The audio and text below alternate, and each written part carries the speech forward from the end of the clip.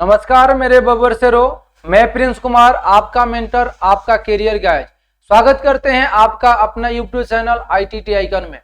तो सभी को गुड इवनिंग, राधे राधे। कैसे हैं आप सब? आशा करता हूं मस्त होंगे, स्वस्थ होंगे और अपने रन के तैयारी के लिए रणनीति को तैयार कर रहे होंगे।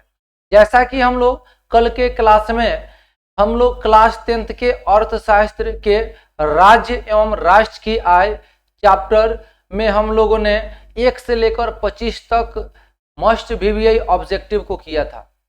आज के क्लास में हम लोग इसके आगे देखेंगे। तो चलिए आज के क्लास को आगे बढ़ाते हैं। तो अभी तक जितने बच्चों ने अभी तक लाइक नहीं किया है, कमेंट नहीं किया है और अपने सभी मित्रों को शेयर नहीं किया है, तो जल्द ही शेयर कर दें ताकि आज के क्लास को मैं चालू करूं। और सबको सब्सक्राइब करना ना भूलें, समझ गए ना? तो आप सभी जल्दी से अपने सभी मित्रों को शेयर कर दीजिए ताकि मैं आज के क्लास को स्टार्ट करूं। चलिए आज के क्लास को हम लोग स्टार्ट करते हैं और पहला क्वेश्चन से है कि प्रति व्यक्ति आय का आशय है। प्रति व्यक्ति आय का क्या आशय है? ऑप्शन दिया है राष्ट्रीय आय, सीमांत आय, संपूर्ण आय, औसत आय। तो प्रति व्यक्ति आय का आशय क्या है? तो औसत आय होता है, इसलिए इसका राइट आंसर हो जाएगा डी। चलिए आगे की ओर बढ़ते हैं और अगला प्रश्न है, किसी राज्य के नागरिकों का जीवन स्तर निर्भर करता है। इसका राइट आंसर आप लोग कमेंट करेंगे। को ऑप्शन दिया है सकल घरेलू उत्पाद पर, शुद्ध राज घरेलू उत्पाद पर, ए और बी दोनों, ए इनमें से कोई नहीं। तो इसका राइट आंसर क्या हो जाएगा? बहुत सारे बच्चों ने इसका राइट आंसर कमेंट किया, ऑप्शन नंबर ए हो जाएगा। चलिए आगे की ओर बढ़ते हैं और अगला प्रश्न है, दादा भाई नौरोजी ने अपने पुस्तक में भारत की प्रति व्यक्ति वार्षिक आय कितना होने का अनुमान लगाया था। तो इसका राइट आंसर हो जाएगा ऑप्शन नंबर ए 20 रुपया। आगे की ओर बढ़ते हैं और अगला प्रश्न है कि भारत में राष्ट्रीय आय की गणना के अनुमानों को कितने वर्गों में बांटा गया है। भारत में राष्ट्रीय आय की गणना के अनुमानों को कितने भागों में बांटा गया है?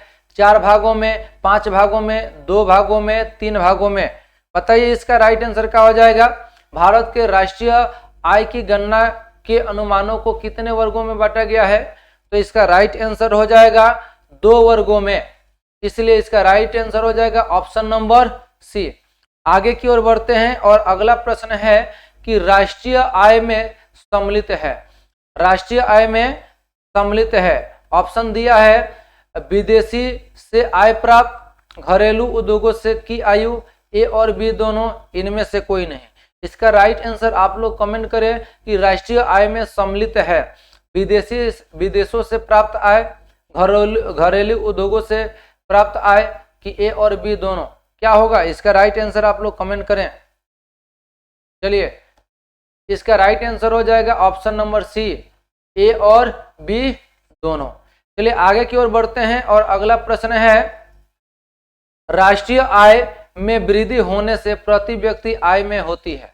राष्ट्रीय आय जब वृद्धि होगा तो प्रति व्यक्ति आय में क्या होगा?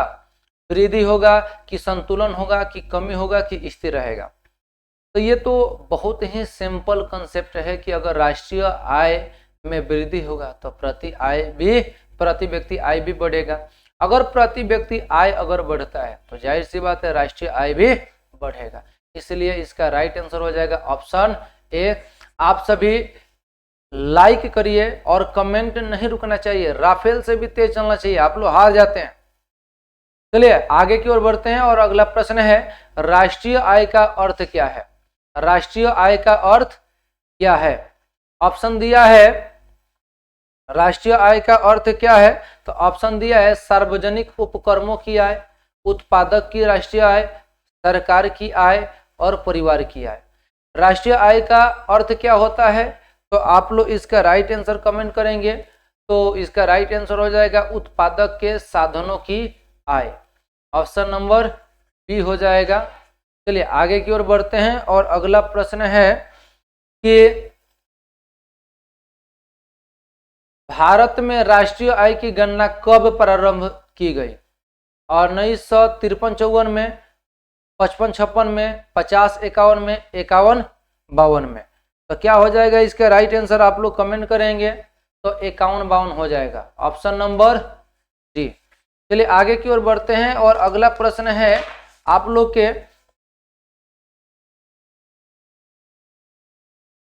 कि भारत का राष्ट्रीय आय का प्रथम अनुमान किसने लगाया था? भारत के राष्ट्रीय आय का प्रथम अनुमान किसने लगाया था?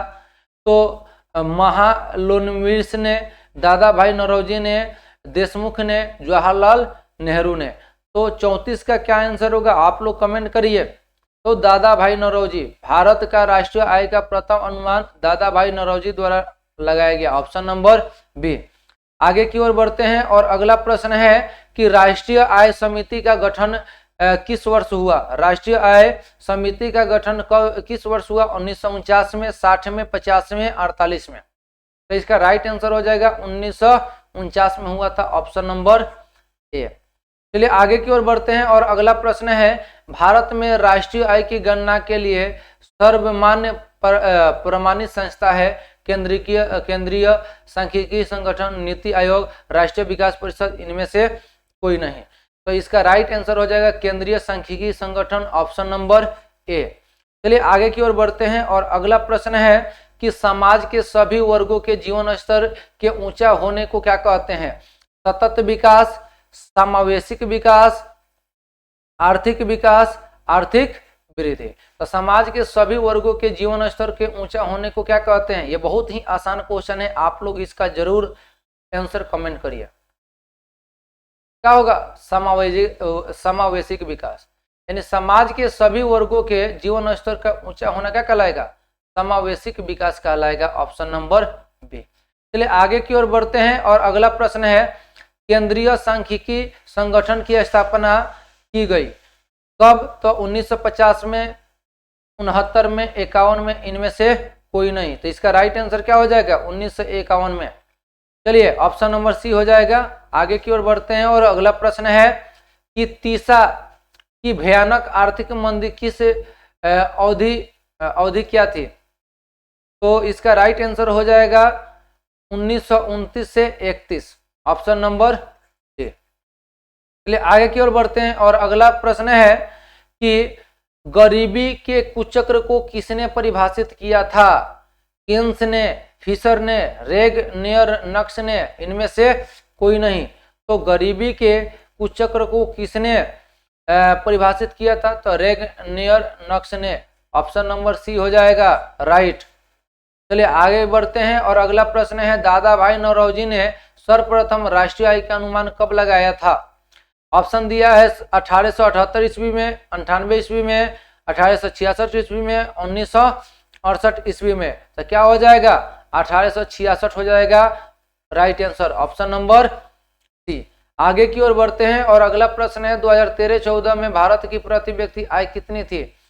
60,822 रुपया, 80,388 रुपया, 41,964 रुपया, 49,489 रुपया। तो इसका राइट आंसर क्या हो जाएगा? तो 80,388 रुपया हो जाएगा, ऑप्शन नंबर बी। चलिए आगे की ओर बढ़ते हैं और अगला प्रश्न है कि निम्न में से कौन सा भारतीय राज्य गरीबी के कुचक्र का शिकार है? बिहार, हरियाणा, केरल, कर्नाटक। बहुत ही आसान क्वेश्चन है कि भारतीय राज्य गरीबी के कुचक्र का शिकार है, निम्न में से कौन सा भारतीय राज्य? आप लोग कमेंट करिए इसका। तो बिहार होगा। गरीबी का जब बात आ जाए कहा जाएगा? बिहार आएगा, बात गया खत्म। इसलिए इसका राइट आंसर हो जाएगा ऑप्शन नंबर ए। चलिए आगे की ओर बढ़ते हैं। अगला है poverty and on British rule in India किसकी रचना है? बहुत VVI क्वेश्चन है। Poverty and on British rule in India किसकी रचना है? जोन्स का, दादा भाई नौरोजी का, केन्स का, PC महालनोबिस का। तो इसका राइट आंसर क्या होगा? तो दादा भाई नौरोजी, ऑप्शन नंबर बी। चलिए आगे की ओर बढ़ते हैं और अगला प्रश्न है आय तथा उपभोग का अंतर क्या है? अंतर क्या कहलाता है? मुद्रा कहलाता है, कि बचत कहलाता है कि विनिमय कहलाता है कि इनमें से कोई नहीं। तो इसका राइट आंसर क्या हो जाएगा? तो चलिए, बहुत सारे बच्चों ने कमेंट किया है बचत कहेंगे, तो हाँ, बचत बराबर क्या होता है? बचत बराबर आय माइनस उपभोग, यानी कि जितना भी आपका आय है उसमें से जितना भी आप उपभोग किए हैं तो जो बचेगा उसी को ही तो क्या कहते हैं? बचत कहते हैं। यानी आय में से व्यय को घटाने से जो बचेगा उसे ही क्या कहते हैं? बचत कहते हैं। चलिए आगे की ओर बढ़ते हैं और अगला प्रश्न है कि प्रति व्यक्ति आय द्वारा किस देश की डैश का पता लगाया, किसी देश की पता लगाया जा सकता है? घरेलू उत्पाद का, विकास दर का, वार्षिक आय का, आर्थिक संपन्नता का। तो क्या हो जाएगा? प्रति व्यक्ति आय द्वारा किसी देश की किसकी पता लगाया जा सकता है? तो आर्थिक संपन्नता का पता लगाया जा सकता है, इसलिए इसका राइट आंसर हो जाएगा ऑप्शन नंबर डी। चलिए आगे की ओर बढ़ते हैं और अगला प्रश्न है हम लोग का कि नए आंकड़ों के अनुसार अमेरिका का प्रति व्यक्ति आय कितना है? $2,360, $870, $46,040, $42,740। तो इसका राइट आंसर क्या हो जाएगा? $46,040, यानी ऑप्शन नंबर सी हो जाएगा। चलिए आगे की ओर बढ़ते हैं और अगला प्रश्न है निम्नलिखित में कौन हमारे रहन सहन के स्तर को प्रभावित करता है? राष्ट्रीय आय, प्रति व्यक्ति आय, राजकीय आय, इनमें से कोई नहीं। तो इसका राइट आंसर हो जाएगा प्रति व्यक्ति आय ही हमारे रहन सहन के स्तर को प्रभावित करता है। अगर किसी भी व्यक्ति का प्रति व्यक्ति आय अगर बढ़ेगा तो उसका लाइफ स्टाइल भी क्या होगा? चेंज होगा, इसलिए इसका राइट आंसर हो जाएगा ऑप्शन नंबर बी। चलिए आगे की ओर बढ़ते हैं और अगला प्रश्न है उत्पादन एवं आय गणना विधि आर्थिक दृष्टिकोण से है? वैज्ञानिक, व्यवहारिक, सहज, इनमें से सभी। तो क्या हो जाएगा?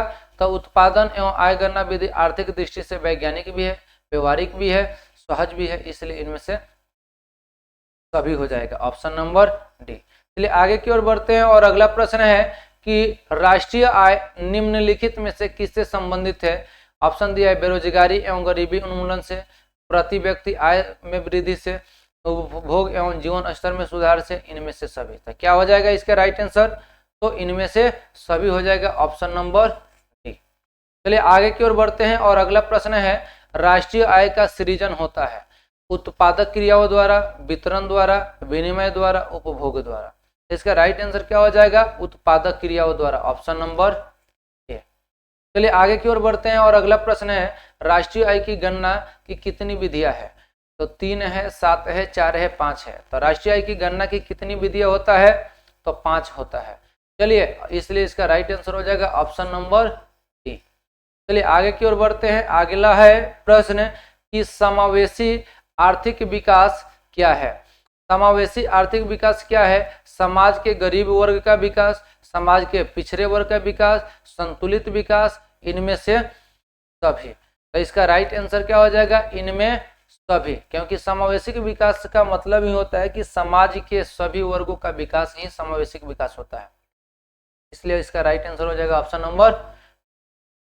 तो आगे की ओर बढ़ते हैं। राष्ट्रीय आय जाना जाता है तो आय गणना विधि से, व्यवसायिक गणना विधि से, उत्पादन गणना विधि से, उपरोक्त सभी। तो इसका राइट आंसर हो जाएगा उपरोक्त सभी। राष्ट्रीय आय गणना विधि के नाम से भी जाना जाता है, व्यवसायिक गणना विधि से और उत्पादन गणना विधि से, इसलिए इसका राइट आंसर हो जाएगा ऑप्शन नंबर डी, इनमें से सभी। आगे की ओर बढ़ते हैं। अगर अगला है तीसरा की भयानक आर्थिक मंदी से उबरने के लिए किसने सुझाव दिया था? माल्थस ने, दादा भाई नौरोजी ने, केन्स ने, आत्म सेन ने। किसने? तो केन्स ने किया था, ऑप्शन नंबर सी हो जाएगा। तो चलिए आज का क्लास कैसा लगा आप सब जरूर कमेंट करेंगे और अपने सभी मित्रगण को जरूर शेयर करेंगे और सब्सक्राइब तो करना नहीं भूलिएगा। तो आज के लिए रहने देते हैं। That's all. जय हिंद।